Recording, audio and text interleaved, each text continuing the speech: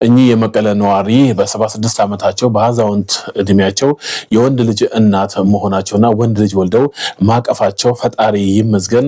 በዚህ በስተርጅና ጊዜ የሰጠኝ በወጣትነት ጊዜ ወንድ ልጅ አቅፎ የመሳም ፍላጎት ነበረኝ፣ ማድረግ አልተቻለም ነበር። አሁን በስተርጅና ጊዜ ይህንን ማይደረገውን ነገር እንዳደርግ አድርጎ የሰጠኝ ፈጣሪ እጅግ የተመሰገነ።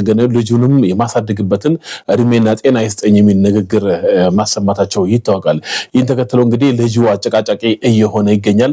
እንደምታዩት ልጁ የህንድ ከለር ነው ያለው። ሁለተኛ ጊዜ ደግሞ ለህንድ ሲመላለሱ ነበር።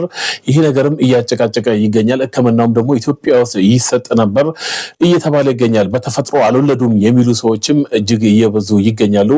እሳቸው እንግዲህ በጂኔስ ቡክ ላይ መመዝገብ አለባቸው እየተባለ ይገኛል። እናንተስ ምን ትላላችሁ? ጉዳዩ አጨቃጫቂነቱን ቀጥሏል። ተጨማሪ መረጃ እንድደርሳችሁ ላይክ፣ ፎሎ፣ ሼር እያደረጋችሁ መልካም